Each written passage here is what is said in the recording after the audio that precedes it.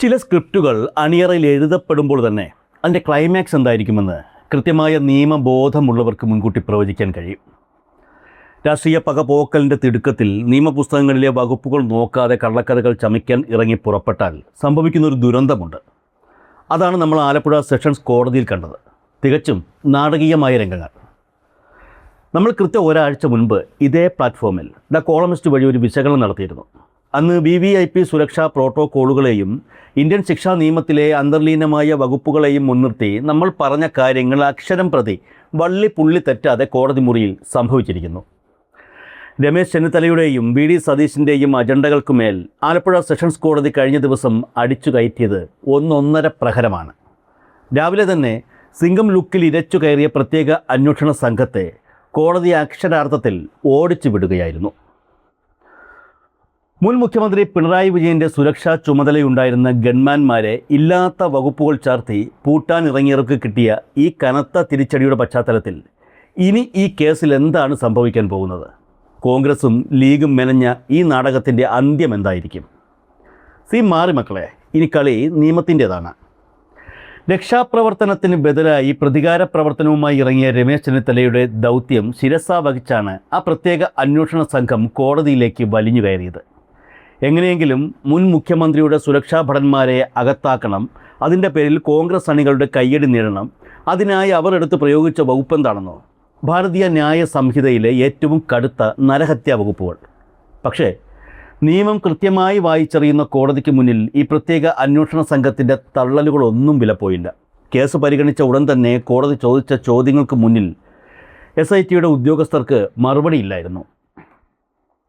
കാര്യങ്ങൾ വളരെ ഭംഗിയായി പൊലിപ്പിച്ചെഴുതി വച്ചതായാണ് ഒറ്റ നോട്ടത്തിൽ തോന്നുന്നത്. എന്ത് ഉദ്ദേശത്തിലാണ് നിങ്ങൾ ഈ നരഹത്യാ വകുപ്പൊക്കെ അടിച്ചു ചാർത്തി വിട്ടേക്കുന്നത്? എന്ത് പരിശോധിച്ചിട്ടാണ് നിങ്ങൾ ഈ വകുപ്പുകളൊക്കെ ചാർജ് ചെയ്തത്? ഈ കോടതിയുടെ ഒരൊറ്റ ചോദ്യത്തിൽ തീർന്നു ഈ പറയുന്ന സിംഗം ഗ്രൂപ്പിൻ്റെ എല്ലാ തിണ്ണമെടുക്കുകളും. വാദിഭാഗം വക്കീലന്മാർ കോടതി മുറിയിൽ ഇത് കണ്ടില്ലേ അത് കണ്ടില്ലേ എന്ന് പറഞ്ഞ് മാധ്യമ ദൃശ്യങ്ങൾ കാട്ടി ദയനീയ അഭിനയവും തേങ്ങലുമായി വന്നെങ്കിലും പറഞ്ഞിരിക്കുന്നതിൽ മിക്കതും പ്രത്യേക ഉദ്ദേശം വച്ച് പൊലിപ്പിച്ചെഴുതിയതുപോലെ അനുഭവപ്പെടുന്നു എന്നതിൽ കോടതി ഉറച്ചു നിന്നു. അവിടെയാണ് അടുത്ത ട്വിസ്റ്റ്.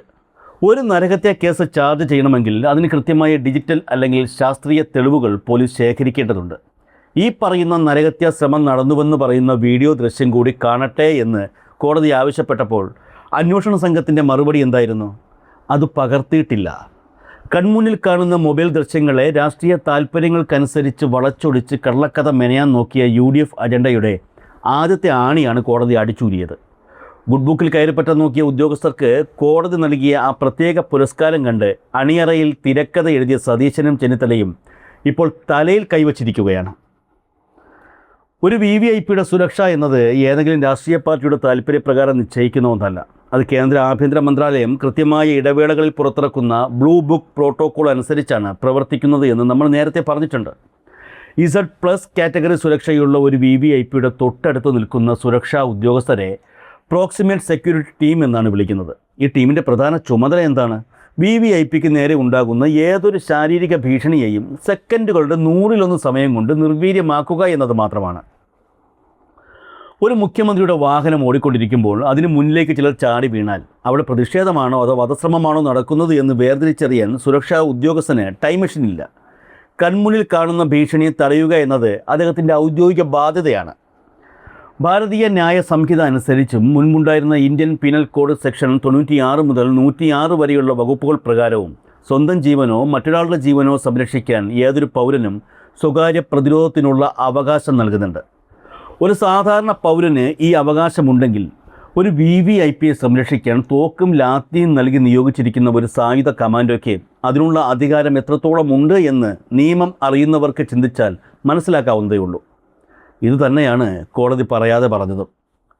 ഇനി നമുക്ക് ഏറ്റവും പ്രധാനപ്പെട്ട ചോദ്യത്തിലേക്ക് വരാം. ഗൺമാന്മാരുടെ കേസിന് ഇനി എന്തായിരിക്കും സംഭവിക്കുന്നത്? കോടതിയിൽ ഒരു തിരിച്ചടി നേരിട്ടതോടെ ഈ കേസിൻ്റെ അന്ത്യം എങ്ങനെയായിരിക്കുമെന്ന് നിയമപുസ്തകങ്ങളിലെ ഡാറ്റകൾ വച്ച് നമുക്കൊന്ന് നോക്കാം. ഒരു കാര്യം മനസ്സിലാക്കുക, ഒരു പരാതി ലഭിച്ചാൽ കേസെടുക്കാൻ കോടതി ഉത്തരവിട്ടേക്കാം. പുതിയ ഭാരതീയ നാഗരിക് സുരക്ഷാ സംഹിത പ്രകാരം അത് സ്വാഭാവിക നടപടിയാണ്. അത് കഴിഞ്ഞു. ഇല്ലാത്ത വകുപ്പുകളൊക്കെ ചേർത്ത് കേസെടുക്കുകയും ചെയ്തു. എടുത്ത കേസിൽ ഒരാൾ കുറ്റക്കാരനാണോ അല്ലയോ എന്ന് തീരുമാനിക്കുന്നത് വിചാരണയിലാണ്. ആ വിചാരണയിൽ ഈ ഉദ്യോഗസ്ഥർ പൂർണ്ണമായും കുറ്റവിമുക്തരാകും. അതിന് 3 വ്യക്തമായ കാരണങ്ങളുണ്ട്. അതിലാദ്യത്തേത് ബ്ലൂ ബുക്ക് പ്രോട്ടോക്കോളാണ്. Z+ കാറ്റഗറി സുരക്ഷയുള്ള ഒരു VVIPയെ സംരക്ഷിക്കാൻ തോക്ക് നൽകി നിയോഗിച്ചിരിക്കുന്ന സായുധ കമാൻഡോകൾക്ക് അക്രമികളെ പ്രതിരോധിക്കാൻ നിയമപരമായ പൂർണ്ണ അവകാശമുണ്ട്. ഭാരതീയ ന്യായ സംഹിതയിലെ റൈറ്റ് ടു പ്രൈവറ്റ് ഡിഫൻസ് ഇതിന് അടിവരയിടുന്നു. അവർ ചെയ്തത് ഔദ്യോഗിക കൃത്യനിർവഹണമാണ്. 2. സെക്ഷൻ 192 നിയമസുരക്ഷ. ഒരു സർക്കാർ ഉദ്യോഗസ്ഥൻ ഔദ്യോഗിക ഡ്യൂട്ടിയുടെ ഭാഗമായി ചെയ്യുന്ന ഒരു കാര്യത്തിന്മേൽ കേസെടുത്ത് മുന്നോട്ട് പോകണമെങ്കിൽ സർക്കാരിൻ്റെ മുൻകൂർ അനുമതി വേണം. ക്രിമിനൽ നടപടിച്ചട്ടം സെക്ഷൻ 197 പുതിയ നിയമപ്രകാരം BNS 218 ഇവിടെ ഉദ്യോഗസ്ഥർക്ക് കാവലാകുന്നത്. രാഷ്ട്രീയ പ്രതികാരത്തിന് വേണ്ടി ഈ അനുമതി നൽകാതെ മുന്നോട്ട് പോയാൽ വിചാരണയുടെ ആദ്യഘട്ടത്തിൽ തന്നെ കേസ് സാങ്കേതികമായി തള്ളിപ്പോകും. സുപ്രീം കോടതിയുടെ അനേകം ഭരണഘടനാ ബെഞ്ചുകളുടെ വിധികൾ ഇതിന് അടിവരയിടുന്നുണ്ട്. State of Odisha versus Ganesh Chandra Jena case മുതൽ ഏറ്റവും ഒടുവിലത്തെ വിധികൾ വരെ പരിശോധിച്ചാൽ ഒരു കാര്യം വ്യക്തമാവും. ഒരു ഉദ്യോഗസ്ഥൻ ചെയ്ത പ്രവൃത്തി അദ്ദേഹത്തിൻ്റെ ഡ്യൂട്ടിയുമായി നേരിട്ട് ബന്ധമുള്ളതാണെങ്കിൽ ആ ഉദ്യോഗസ്ഥനെ സംരക്ഷിക്കാൻ ഈ നിയമം ബാധ്യസ്ഥമാണ്. 3. ഹൈക്കോടതിയുടെ കേസ് റദ്ദാക്കൽ അധികാരം. പോലീസ് അന്യായമായും രാഷ്ട്രീയ സമ്മർദ്ദം കാരണം ദുരൂഹമായ വകുപ്പുകൾ ചേർത്താണ് കേസ് എടുത്തിരിക്കുന്നത് എന്നും വ്യക്തമായാൽ ഹൈക്കോടതിക്ക് ഭാരതീയ ന്യായ സംഹിത സെക്ഷൻ 528 അതായത് CRPC 482 പ്രകാരം ഈ കേസ് പൂർണ്ണമായും റദ്ദാക്കാൻ അധികാരമുണ്ട്. കഴിഞ്ഞ ദിവസം ആലപ്പുഴ സെഷൻസ് കോടതി പറഞ്ഞ കാര്യങ്ങൾ മാത്രം മതി ഈ കേസ് ഹൈക്കോടതിയിൽ റദ്ദാക്കപ്പെടാൻ. കേസ് എടുത്തതുകൊണ്ട് മാത്രം ആരുടെയും തല പോകാനില്ല.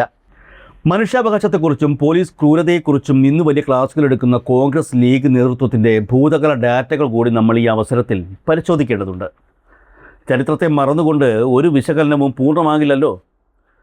ഒരു മന്ത്രിക്കെതിരെ സമാധാനപരമായി പ്രതിഷേധിക്കാൻ വന്ന യുവാക്കൾക്ക് നേരെ വെടിയുതിർത്ത് 5 പേരുടെ ജീവൻ എടുത്ത ചരിത്രം ഏത് മുന്നണിയുടേതാണ്? കൂത്തുപറമ്പിൻ്റെ മണ്ണിൽ ചോരപ്പുഴ ഒഴുക്കിയത് ആരായിരുന്നു? ഒരു പ്രതിഷേധത്തിൻ്റെ പേരിൽ 20-ലധികം വർഷങ്ങൾ കിടക്കയിൽ ജീവച്ഛവുമായി കിടക്കേണ്ടി വന്ന സഖാവ് പുഷ്പൻ്റെ ദുരന്തത്തിന് ഉത്തരവാദികൾ ആരായിരുന്നു? ആ പുഷ്പൻ അന്തരിച്ച ദിവസം പോലും തെരുവിൽ വിജയാഘോഷം നടത്തിയ ഒരു കൂട്ടർക്കാണ് ഇന്ന് മുഖ്യമന്ത്രിയുടെ സുരക്ഷാ ഉദ്യോഗസ്ഥർ നടത്തിയ ലാത്തിച്ചാർജ് വലിയ ക്രൂരതയായി തോന്നുന്നത്. UDF ഭരണകാലത്ത് നടന്ന പോലീസ് വെടിവെപ്പുകളുടെയും ലാത്തിച്ചാർജുകളുടെയും ഡാറ്റകൾ എടുത്ത് നോക്കിയാൽ അറിയാം, അവിടെ പ്രയോഗിക്കപ്പെട്ടത് ആനുപാതികമായ ബലമല്ല, മറിച്ച് ഭരണകൂട ഭീകരതയായിരുന്നു. അന്ന് വെടിയുതിർത്ത പോലീസുകാരെയും അതിന് ഉത്തരവിട്ട ഭരണാധികാരികളെയും നിയമത്തിൻ്റെ ലൂപ്പ് ഹോളുകൾ ഉപയോഗിച്ച് സംരക്ഷിച്ചവരാണ് ഇന്ന് VVIPയുടെ വാഹനത്തിന് മുന്നിലേക്ക് ചാടി വീണവരെ തള്ളിമാറ്റിയ ഗൺമാന്മാരെ മൂക്കിൽ കയറ്റി വലിപ്പിക്കാൻ നോക്കുന്നത്. എന്തുകൊണ്ടാണ് അധികാരത്തിൽ ഏറിയ ഉടൻ തന്നെ ഇത്ര വലിയൊരു പ്രതികാര രാഷ്ട്രീയത്തിന് UDF തുടക്കമിടുന്നത്? അതിനു പിന്നിൽ കൃത്യമായ ചില ഡാറ്റകളുണ്ട്. ദേശീയ തലത്തിൽ നിന്നുള്ള രാഷ്ട്രീയ സൂചനകൾ വ്യക്തമാക്കുന്നത് ഒരു രാജ്യം ഒരു തിരഞ്ഞെടുപ്പ് എന്ന പ്രക്രിയയിലേക്ക് രാജ്യം അതിവേഗം നീങ്ങിക്കൊണ്ടിരിക്കുകയാണ് എന്നാണ്. 2029ഓടെ രാജ്യത്തുടനീളം ഒരൊറ്റ തിരഞ്ഞെടുപ്പ് എന്ന അവസ്ഥ വന്നാൽ ഇപ്പോൾ അധികാരത്തിലിരിക്കുന്ന ഈ സർക്കാരിൻ്റെ ആയുസ് വെറും 3 വർഷം മാത്രമായിരിക്കും. ഈ കുറഞ്ഞ സമയത്തിനുള്ളിൽ തങ്ങളുടെ രാഷ്ട്രീയ ശത്രുക്കളെ പരമാവധി ദ്രോഹിക്കുക എന്ന ചിന്തയാണ് ഇവരെ ഭരിക്കുന്നത്. മാത്രമല്ല, ഈ സർക്കാരിൻ്റെ ആഭ്യന്തര അസ്ഥിരതകൾ മറ്റെല്ലാവരെക്കാളും നന്നായി അവർക്ക് തന്നെ അറിയാം. മുഖ്യമന്ത്രി സ്ഥാനത്തിന് വേണ്ടി KPCC ഓഫീസിലും ലീഗ് ഹൗസിലും നടന്ന വടംവലികൾ നമ്മൾ കണ്ടതാണ്. സത്യപ്രതിജ്ഞ കഴിഞ്ഞ് ദിവസങ്ങൾ പിന്നിട്ടിട്ടും മന്ത്രിമാരുടെ വകുപ്പുകൾ പോലും കൃത്യമായി വിഭജിച്ചു നൽകാൻ കഴിയാതെ തമ്മിലടിച്ച് നിന്നവരെയും നമ്മൾ കണ്ടു. 5 മണിക്ക് മുൻപ് വകുപ്പുകൾ പ്രഖ്യാപിക്കുമെന്ന് പറഞ്ഞ് ജനങ്ങളെ പറ്റിച്ചവർ തങ്ങളുടെ ഈ ആഭ്യന്തര തർക്കങ്ങളിൽ നിന്നും കഴിവുകേടുകളിൽ നിന്നും ജനങ്ങളുടെ ശ്രദ്ധ തിരിച്ചുവിടാനാണ് ഇത്തരം ഉദ്യോഗസ്ഥ വേട്ടകളിലേക്ക് തിരിയുന്നത്. തങ്ങളുടെ പരാജയങ്ങൾ മറച്ചുവയ്ക്കാൻ നിയമത്തെയും ഉദ്യോഗസ്ഥരെയും കരുവാക്കുന്നത് ജനാധിപത്യത്തിന് നല്ലതല്ല. നമ്മൾ ഒരാഴ്ച മുൻപ് ദ കോളമിസ്റ്റ് വഴി പറഞ്ഞ അതേ നിയമ വഴിയിലൂടെ തന്നെയാണ് കാര്യങ്ങൾ ഇപ്പോൾ നീങ്ങുന്നത്. ആലപ്പുഴ സെഷൻസ് കോടതിയിൽ നിന്ന് പ്രത്യേക അന്വേഷണ സംഘത്തിന് കിട്ടിയ പ്രഹരം ഈ രാഷ്ട്രീയ നാടകത്തിൻ്റെ ക്ലൈമാക്സിൻ്റെ തുടക്കം മാത്രമാണ്.